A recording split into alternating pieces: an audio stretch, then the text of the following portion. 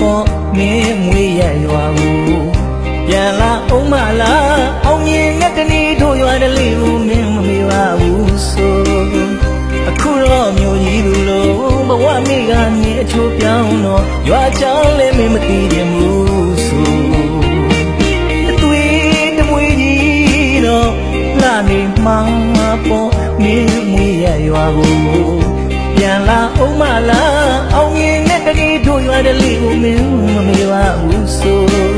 အခုတော့မျိုးကြီးလူလုံးဘဝမိကနေအချိုးပြောင်းတော့ရွာချောင်းလည်းမင်းမသိချင်ဘူးဆို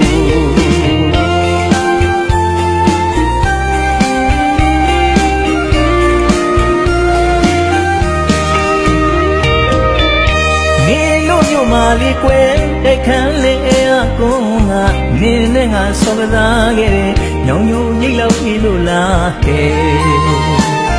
အော်မင်းတို့မြို့မာလီကွယ်တိုက်ခန်းလေးအကုန်းကနင်းနဲ့ငါဆောကစားခဲ့တယ်ညောင်ညိုရိတ်လောက်ပြီလို့လားဟဲ့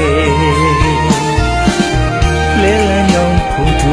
ညာတွေအလှမှပြောတရားပါကွယ်မူရွာတိုင်းပြုံခဲ့ကြတာတတိယပါ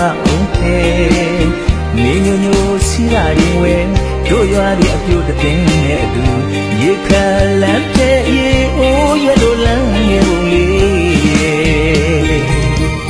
တို့ရွာအလူကွဲတအားနွယ်လို့ပြောမြင်ကြတယ်အိုးဒီတို့တမ်းမြိုင်မြိုင်သူများတို့မပြောဘူးဒီမိုင်းငါကနေမှုလွမ်းနေဒီရွာမှာနေအလှလုံးပေါ်မြင်လို့ငယ်လို့ရှက်သွေးလေးကျွဲကိုနောက်ငိုင်းလေးဒီလူဝဲကြမင်းငါမပါဘူးကွယ်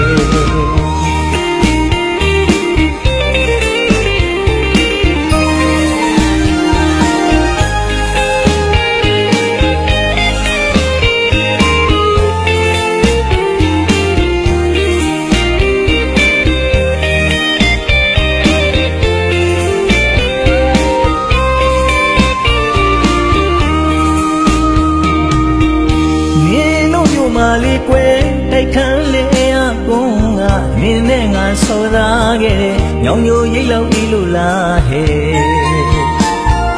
အော်နေလို့မြို့မာလီကွယ်တိုက်ခန်းလေးအကုန်းကနင်းနဲ့ငါဆောသားခဲ့တယ်ညောင်ညိုရိတ်လောက်ပြီလို့လားဟဲ့လဲလန်းညောင်ဖုန်ထူညာတွေအလှမှပြောတရားပါကွယ်မူရွာတိုင်းပြောခဲ့ကြတာတတိယပါနေညိုညိုစီးသာရင်ဝဲတို့ရွာသူအပြုတ်တသိန်းနဲ့အတူ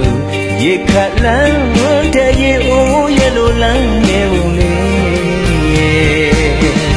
တို့ရွာလူကွဲတအားနွယ်လို့ပြောမြူကြတယ်